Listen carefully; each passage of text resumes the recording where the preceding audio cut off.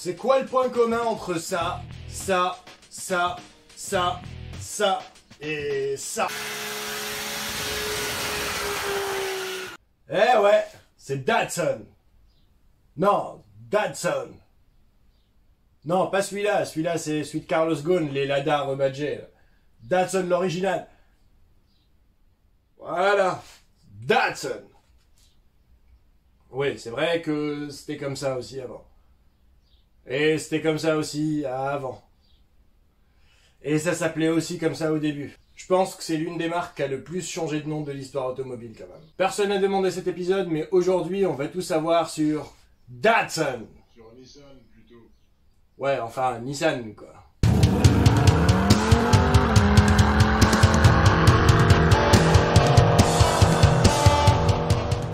Datsun, comme son nom l'indique, ça vient de son créateur, John Datsun, qui au début des années... Non, je déconne. Il s'appelle Masujiro Hashimoto. Il y avait moto dans son nom, donc il y avait peut-être des prédispositions. On n'a dit pas les noms de famille. Ouais, en dessous, ouais. Désolé.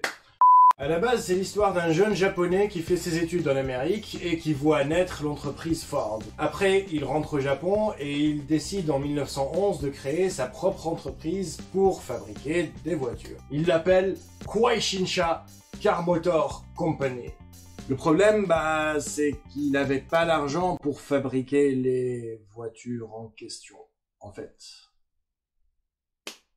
Du coup, il fait appel à des investisseurs et il y a 3 mecs qui se pointent avec des sacs remplis de thunes et qui lui disent « Écoute, on marche dans ton projet et à une condition, c'est que tu donnes nos initiales à la première voiture que tu vas produire. » Ainsi soit-il, Masujiro prend l'argent, embauche 6 personnes, travaille pendant 3 ans et en 1914, il sort ça. Un véritable foudre de guerre. 2 cylindres, 10 chevaux et tenez-vous bien, 32 km/h de vitesse de pointe.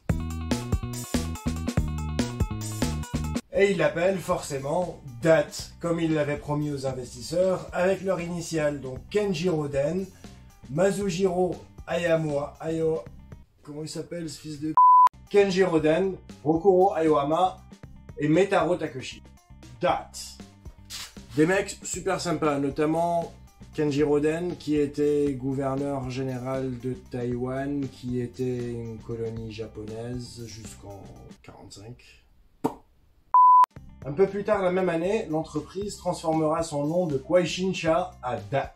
Les 15 années suivantes, l'entreprise DAT a fabriqué principalement des camions parce que les voitures se vendaient pas tant que ça à l'époque. Et au début des années 30, ils se sont rendus compte que ça se vendait pas parce que les gens n'avaient pas d'argent pour acheter les voitures, mais parce que les gens n'avaient pas ou ne voulaient pas passer le permis de conduire. Donc ils ont surfé sur cette vague-là et ils ont sorti la première voiture sans permis en 1931. C'est un 500 cm3 et comme elle est plus petite que la précédente, ils l'ont appelée Datsun, ou le fils de Dat.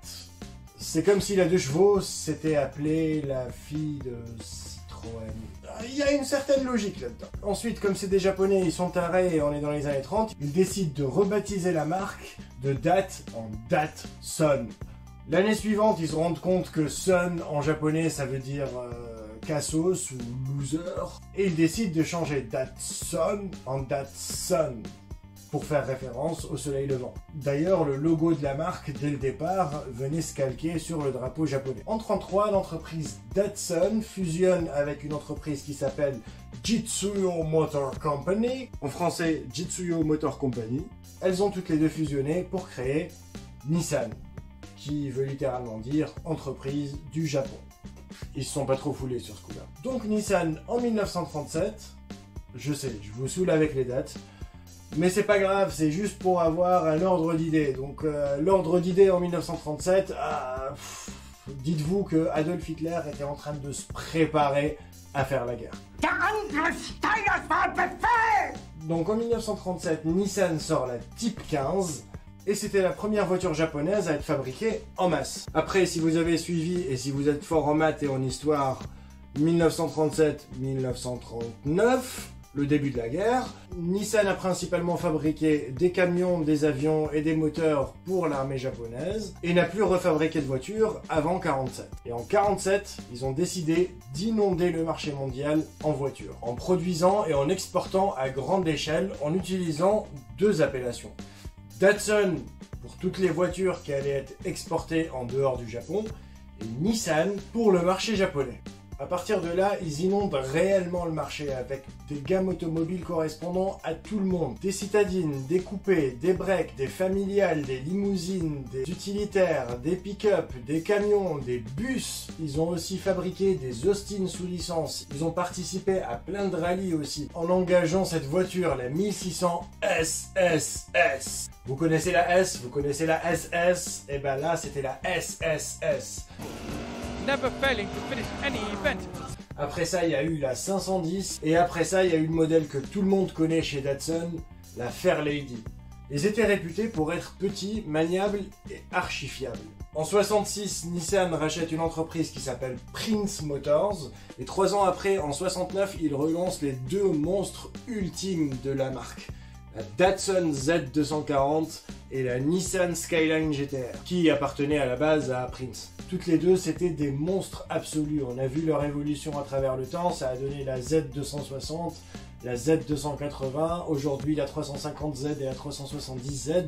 Et en parallèle, on a vu toutes les générations de R32, 33, 34 et aujourd'hui la 35, que je trouve monstrueuse. Après ces deux modèles de fou malade et après avoir vendu 1 million de 240Z en un an, Nissan décide de tuer la marque Datsun parce que ça n'avait plus aucun sens par rapport à la guerre qui était relativement lointaine. À partir de 83, tous les modèles de la marque étaient vendus sous le nom Nissan. Dans les années 90, Nissan passe par une phase très compliquée. Ils vendent plus de voitures, ils ont un chiffre d'affaires qui est en baisse et c'est vraiment la hasse, et ils se font racheter en partie par le groupe Renault. Le groupe Renault met à la tête de Nissan Carlos Ghosn, un mec que vous connaissez bien, qui fait plutôt flipper quand même, et il a mis en place un plan qui s'appelle le NRP, le Nissan Revival Plan. Il a supprimé un peu plus de 25 000 emplois pour relancer la marque Nissan. Ensuite, le même mec est passé à la tête du groupe Renault et de l'alliance Renault-Nissan, Mitsubishi aujourd'hui, et il a décidé de mixer tous les modèles et de trouver des points communs et des similitudes à tous les modèles du groupe, notamment Nissan, Renault, Lada, Dacia, Infiniti, etc. Et il est même allé jusqu'à faire renaître la marque Datsun en 2013 en le positionnant réellement comme une voiture bas de gamme. Donc il a pris les moteurs et les châssis des Lada qui sont actuellement vendus en Russie et il les a rebadgés Datsun avec un nouveau carénage et une nouvelle calandre. Mais ne vous étonnez pas, il a déjà fait ça avec énormément de voitures auparavant.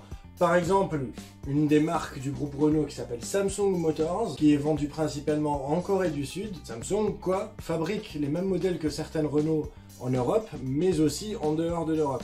Par exemple, si vous avez un Renault Koleos, c'est rien d'autre qu'un Samsung Motors QM5 ou QM6. Désolé de vous l'annoncer. Si vous avez un Capture, c'est rien d'autre qu'un QM3. Si vous avez une Renault Talisman, c'est rien d'autre qu'une Samsung Motors SM6.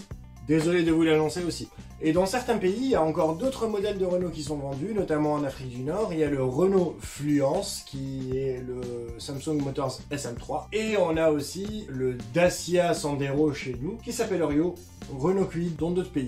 Donc vous l'aurez compris, Carlos Ghosn, le même mec qui s'est évadé du Japon après son arrestation dans des flycases pour instruments de musique, c'est lui qui a décidé que Datsun reviendrait en 2013 pour être une marque cheap, contrairement à ce qu'elle a été à toute son histoire. Aujourd'hui, Nissan a un autre positionnement qui est l'un des leaders sur le marché de l'électrique, et Datsun reste toujours le bas de gamme en fait. Voilà. J'espère que cet épisode vous a plu. Il a une relation avec l'épisode d'avant où j'achète une Datsun et je lui donne un petit coup de jeune. On fera un épisode la semaine prochaine pour voir à quoi elle ressemble aujourd'hui et les travaux que j'ai fait dessus. Je vous invite, comme d'hab, à vous abonner, à liker si c'est pas déjà fait et à regarder nos autres vidéos parce que bientôt je vais mettre en ligne des vidéos de la restauration de la 4L. Pour ma défense, elle existait avant Carlos Ghosn. On se revoit très bientôt sur Rock'n'Roll. Ciao ciao.